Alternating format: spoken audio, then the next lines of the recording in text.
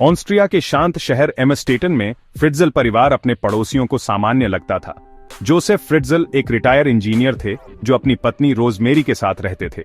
उनके 7 बच्चे थे, लेकिन एक बेटी एलिजाबेथ बहुत दुख का कारण लगती थी।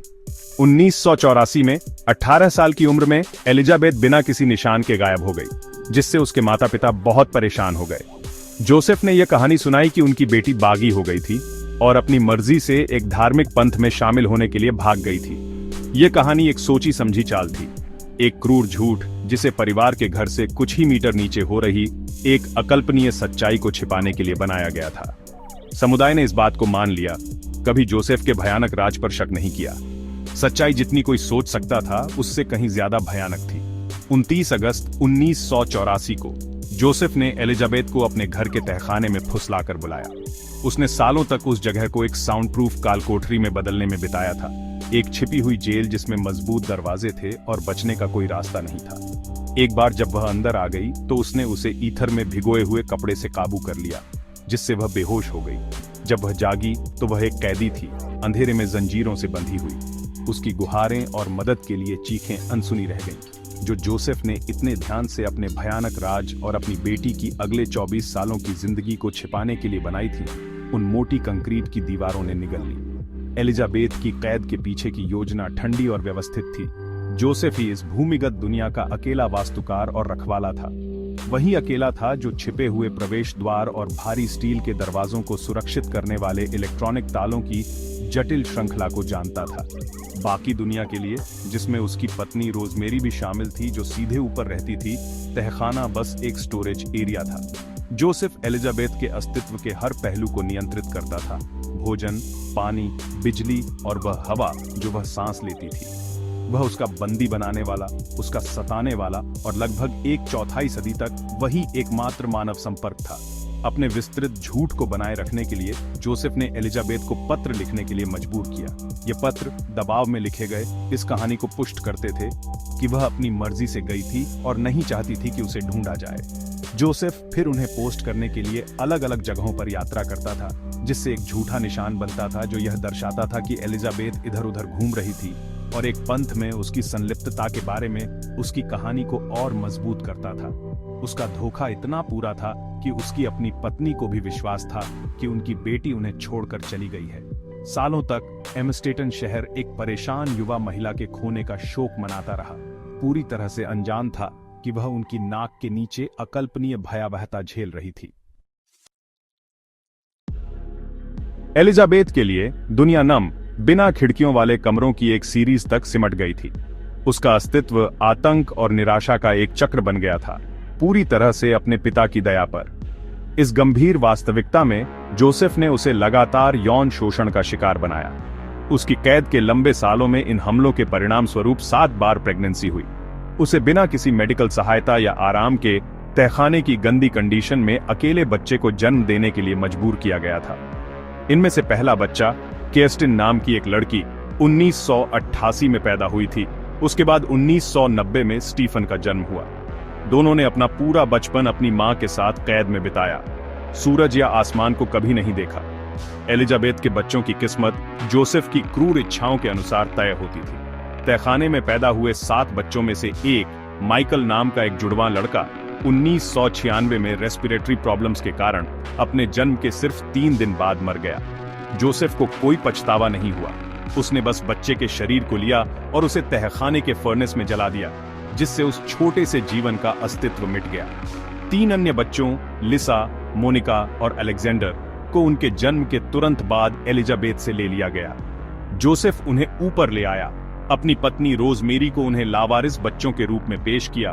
कथित तौर पर अपनी भागी हुई बेटी द्वारा परिवार के दरवाजे पर छोड़ दिया गया था।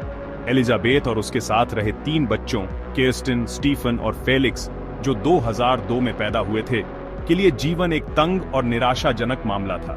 उनकी दुनिया एक छोटी, फफूंद से भरी जगह थी जिसका माप 60 वर्ग मीटर से ज्यादा नहीं था। उनके पास एक छोटा टेलीविजन था जो बाहरी दुनिया के लिए उनकी एकमात्र खिड़की बन गया, एक ऐसी दुनिया जिसे वे देख सकते थे लेकिन कभी छू नहीं सकते थे। उन्होंने टिमटिमाती स्क्रीन के माध्यम से मौसमों, जानवरों और शहरों के बारे में सीखा।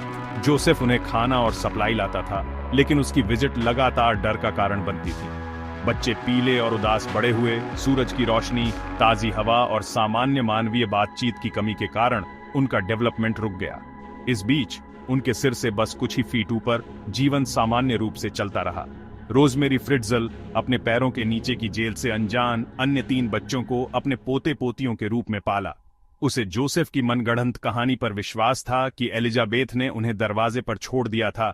हर एक के साथ एक निराशाजनक नोट था। धोखा इतना गहरा था कि सोशल सर्विसेज ने जांच की और बच्चों को अच्छी तरह से पाला हुआ पाकर जोसेफ और रोजमेरी को उनके कानूनी अभिभावक बनने की अनुमति दे दी।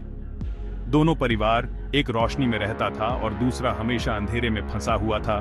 समानांतर रूप से मौजूद थे, जो सिर्फ एक कंक्रीट के फर्श और एक भयानक राज से अलग थे।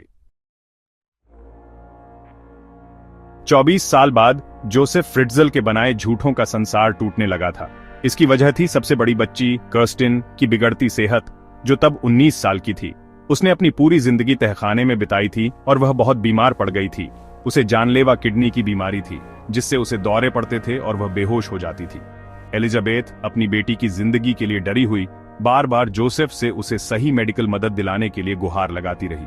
कई दिनों तक उसने मना किया, इस डर से कि बाहरी दुनिया से कोई भी संपर्क उसके अपराधों को उजागर कर देगा और उसके आतंक का राज खत्म कर देगा।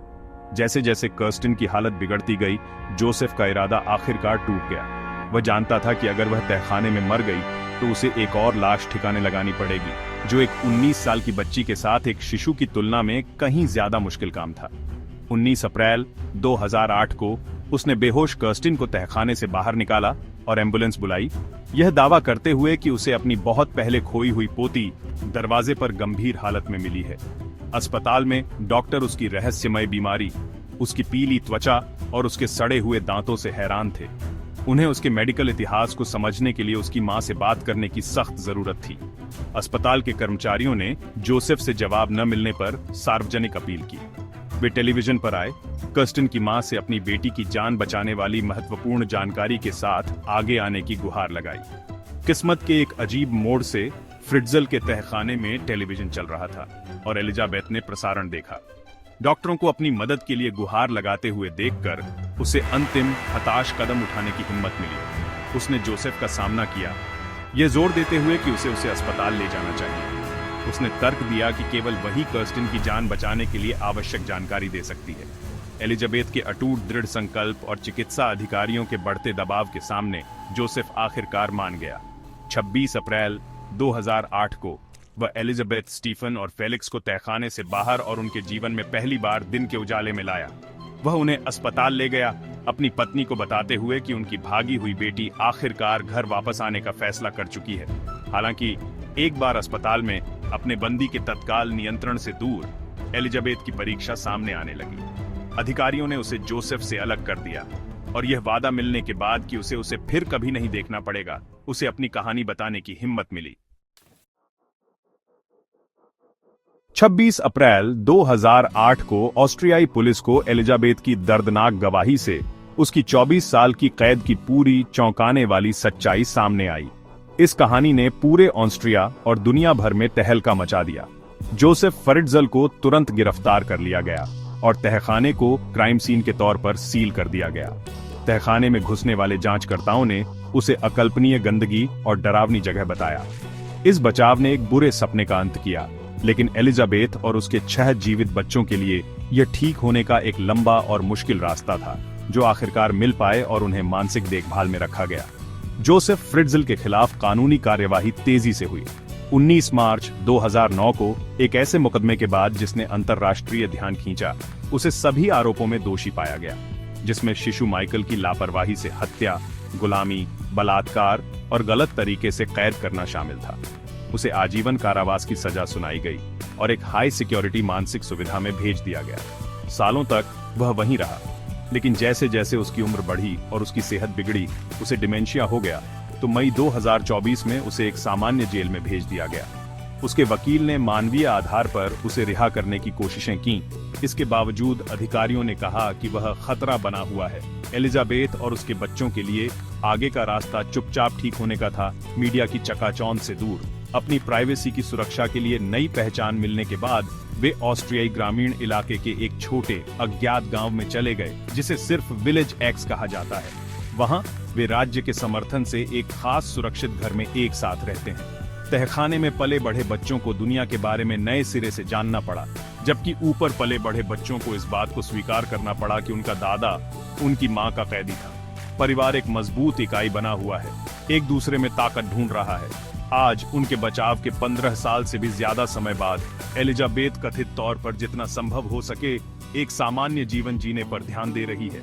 अब 50 की उम्र के आखिरी पड़ाव में कहा जाता है कि उसे कुछ हद तक शांति मिली है और वह उस बॉडीगार्ड के साथ एक स्थिर रिश्ते में है जिसे उनकी परेशानी के बाद परिवार की सुरक्षा के लिए नियुक्त किया गया था। कथित तौर पर उसने अपनी औपचारिक थेरेपी खत्म कर दी है और इसके बजाय अपने बच्चों के साथ भविष्य पर ध्यान केंद्रित करने का फैसला किया है। उनकी जीवित रहने की कहानी मानवीय क्रूरता की गहराई का एक भयानक प्रमाण है, लेकिन अकल्पनीय अंधेरे का सामना करने पर मानवीय भावना के लचीलेपन का एक शक्तिशाली उदाहरण भी है।